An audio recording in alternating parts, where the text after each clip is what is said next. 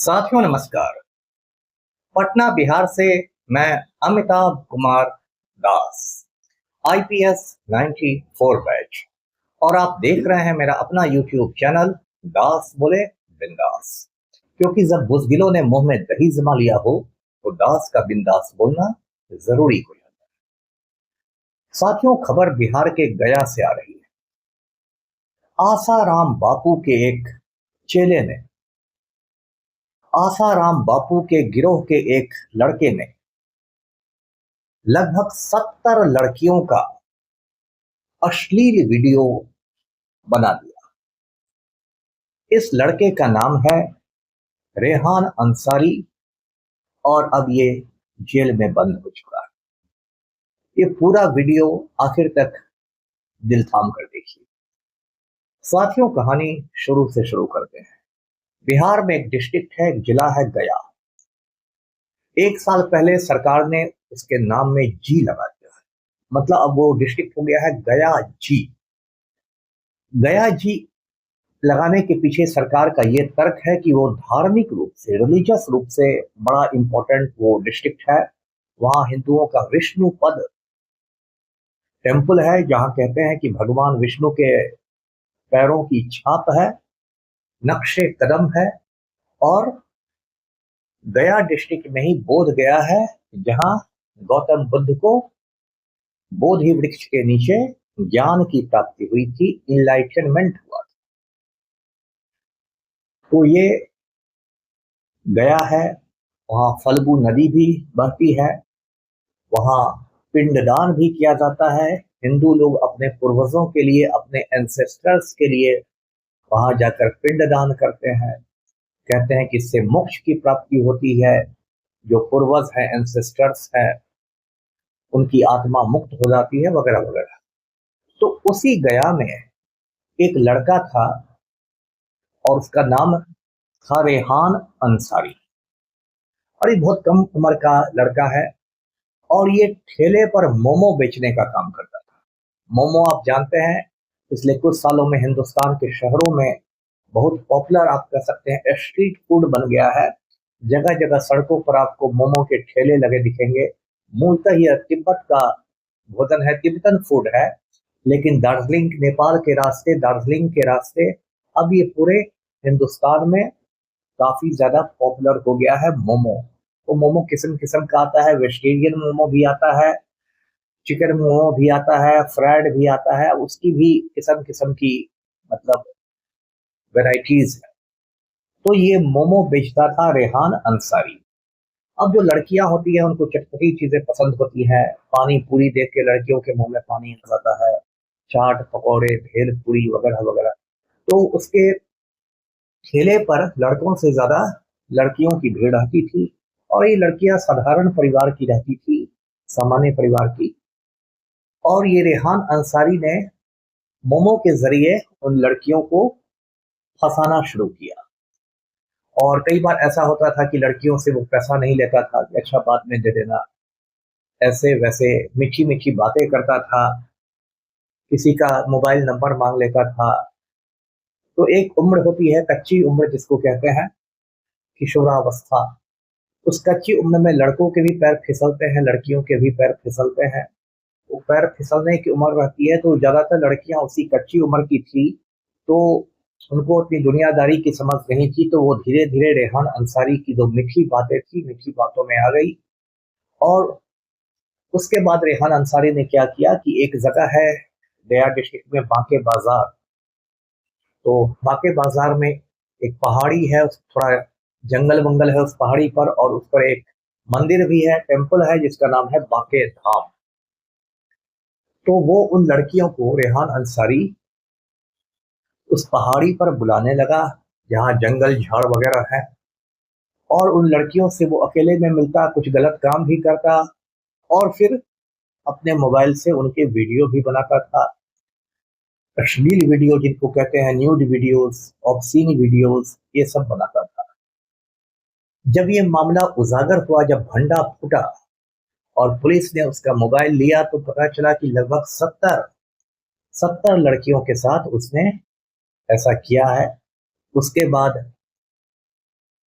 उस पर POCSO act लगा। पोक्सो एक्ट आप जानते हैं, पोक्सो का मतलब होता है protection of children from sexual offences, यानी कि यौन अपराधों से बच्चों की सुरक्षा। तो ये पोक्सो एक्ट एक बहुत कड़ा कानून है, और इस कड़े कानून में उम्र कैद का भी प्रावधान है, मतलब आजीवन कारावास भी मिल सकता है, लाइफ टर्म भी मिल सकता है पोक्सो। तो पुलिस ने, चूंकि ज्यादातर लड़कियां नाबालिग थी, कच्ची उम्र की थी, तो पुलिस ने पोक्सो एक्ट में भी केस किया। और फिर वो वहां से तो भागा रेहान अंसारी, लेकिन कहां तक भागता, फिर पटना में उसकी गिरफ्तारी हो गई। अब रेहान अंसारी जो है जेल में बंद है। अब इसको लेकर आप जानते हैं हमारे समाज में ज्यादातर लोग हैं जो आपदा में अवसर खोजते हैं, उनको अपॉर्चुनिटी चाहिए। यदि कोई भी कुछ गड़बड़ होता है तो एक बड़ा ग्रुप है हमारे मुल्क में नफरती हिंदुओं का, जिनको मुसलमानों से कुछ एलर्जी है, नफरत है, तो वो मुसलमानों को टारगेट करने के लिए कोई कोई बहाना खोजते रहते हैं। जैसे अभी पटना में जो खान सर और रोशन आनंद का विवाद हुआ था, दो कोचिंग संचालकों का, तो जिस खान सर को पूरा हिंदुस्तान खान सर के नाम से जानता है, उस खान सर को रातों रात फैजल खान बना दिया गया। उस खान सर को रातों रात जिहादी घोषित कर दिया गया, और इस तरह की सोशल मीडिया पर लोगों ने बहुत जहर की उल्टी की। तो जहां रेहान अंसारी वाला मामला आया तो जहर की उल्टी शुरू हो गई। ये लव जिहाद है, तो लड़कियों की तस्वीरें मदरसों में भेजी जाती थी, तो ये होता था, तो वो होता। लेकिन मैं आपको असलियत बताता हूँ, जो असलियत ज्यादा हिलाने वाला, ये जो है रेहान अंसारी। रेहान अंसारी एक, आप कह सकते हैं, छोटी मछली है, एक मोहरा है, प्यादा है। किसी एक मोमो वाले की, एक छोटे ठेले पर मोमो बेचने वाले की औकात नहीं हो सकती है कि वो 70-70 लड़कियों को इस तरह से फंसाए। तो इसके पीछे कुछ बड़े लोग हैं, बड़े सफेद पोश हैं। और सबसे बड़ा सफेद पोश जो इस पूरे इसके पीछे है, वो है आसाराम बापू, जो पिछले 6 महीने से जमानत पर बाहर छुट्टा घूम रहा है। और आसाराम बापू को आप जानते हैं, एक नाबालिग लड़की के साथ रेप करने की वजह से आजीवन कारावास की सजा मिली थी, उम्र कैद, लाइफ टर्म मिला था, और वो राजस्थान के जोधपुर जेल में बंद। लेकिन आसाराम बापू की यह भी सच्चाई है कि वो प्राइम मिनिस्टर मोदी का गुरु है। जो हिंदुस्तान के नालायक प्रधानमंत्री हैं नरेंद्र मोदी, उसका गुरु है आसाराम बापू।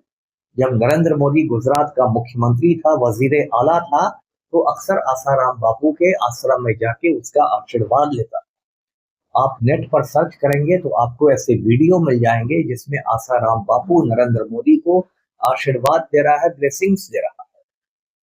तो आसाराम बापू ने जब जमानत के लिए अर्जी लगाई राजस्थान हाई कोर्ट में वकीलों के जरिए, तो कायदे से सरकार को उसका विरोध करना चाहिए था जमानत का। लेकिन चूंकि राजस्थान में भी बीजेपी की सरकार है, भजन लाल शर्मा चीफ मिनिस्टर है, केंद्र में भी प्राइम मिनिस्टर मोदी है, तो इसलिए सरकार ने आसाराम बापू की जमानत का विरोध नहीं किया, और आसाराम को आसानी से जमानत मिल गई, बेल मिल गया। और पिछले वो 6-7-8 महीनों से वो छुट्टा घूम रहा है। उसने अयोध्या के राम मंदिर में जाकर शाही दर्शन भी किए थे। और आसाराम का गैंग, जो कि निष्क्रिय हो गया था, दब चुका था, वो गैंग अब फिर सक्रिय हो गया है। और आसाराम बापू के गैंग का काम ही है लड़कियों को फंसाना, लड़कियों की खरीद बिक्री करना, रेप करना, न्यूड वीडियोस बनाना, पॉर्न वीडियोस बनाना, ये सारा काम है। और ये बात मैं नहीं कह रहा, ये बात जोधपुर पुलिस ने जो चार्जशीट दिया था अदालत में, आरोप पत्र, वो सैकड़ों पन्नों का चार्जशीट था, उसमें ये सारी बातें आई। आपको जान के ताज्जुब होगा कि पुलिस के चार्जशीट में कहा गया कि आसाराम बापू के आश्रम में रेप का एक कोड वर्ड था, बलात्कार के लिए एक कोड वर्ड, एकांत अनुष्ठान, मतलब अकेले में पूजा। मतलब आसाराम बापू जब रेप करता था तो उसके करीबी लोग आपस में बात करते थे कि बापू एकांत अनुष्ठान कर रहे हैं, अकेले में पूजा कर रहे हैं। और आसाराम बापू उस समय किसी छोटी लड़की के साथ रेप कर रहा होता है। ये बात जोधपुर पुलिस के चार्जशीट में है और रिकॉर्ड है। तो ये तो साथियों ये हिंदुस्तान की हालत है। आसाराम बापू की कहानी मैं आपको पहले भी सुना चुका हूँ। ये पहले तांगा चलाता था, टमटम जिसको कहते हैं, घोड़ा गाड़ी। और राजस्थान में एक जगह अजमेर है जहाँ ख्वाजा मोइनुद्दीन चिश्ती की दरगाह है, गरीब नवाज की। तो आसाराम जो था उस समय उसको लोग आशुमल तांगा वाला कहते थे। तो वो टमटम लेके तांगा लेके अजमेर रेलवे स्टेशन पर बैठा रहता था, वहां से लोगों को दरगाह ले जाता था, फिर दरगाह से स्टेशन, फिर स्टेशन से दरगाह। बाद में आशुमल तांगा वाला ने सोचा कि टमटम चलाने में जितना पैसा है उससे ज्यादा पैसा है बाबागिरी में। तो उसने दाढ़ी बढ़ा ली और उसने अपना नाम बदल के आसाराम बापू कर लिया। और हिंदुस्तान में मूर्खों और जाहिलों की तो कमी है नहीं कभी। उसके लाखों चेले चपाटी भी बन गए, दूसरे मुल्कों में भी बन गए। और उसको इतने पैसे आ गए कि उसने अपना प्राइवेट हेलीकॉप्टर खरीद लिया। बताइए, एक आम हिंदुस्तानी के पास सेकंड हैंड साइकिल नहीं होती और ये बाबा हेलीकॉप्टर खरीद चुका था। और मैं बता दूं कि इसका जो बेटा है नारायण साई, वो भी गुजरात के सूरत जेल में उम्र कैद काट रहा है, आजीवन कारावास पर। 2013 के आसपास क्या हुआ कि एक लड़की ने, कम उम्र की एक लड़की ने दिल्ली पुलिस में जाकर एक दरखास्त दिया कि आसाराम बापू ने मेरे साथ जोधपुर में रेप किया। अब बहुत सारे थाने वाले आजकल कह देते हैं कि अरे ये तो हमारे इलाके का नहीं है, ये एफआईआर दर्ज नहीं हुई। लेकिन ऐसा नहीं है, आपको एफआईआर दर्ज करना है, वो किसी भी इलाके का मामला है। ये सुप्रीम कोर्ट का हुक्म। आपको 0 नंबर का एफआईआर दर्ज करना है और फिर उस एफआईआर को उस थाने में भेज देना है जिस इलाके में घटना हुई। तो दिल्ली पुलिस ने उस लड़की के तहरीर पर दरखास्त पर 0 नंबर का एफआईआर दर्ज किया आसाराम बापू को और उसको भेज दिया जोधपुर पुलिस के पास। जोधपुर पुलिस ने रेप का केस दर्ज किया, पोक्सो एक्ट लगाया।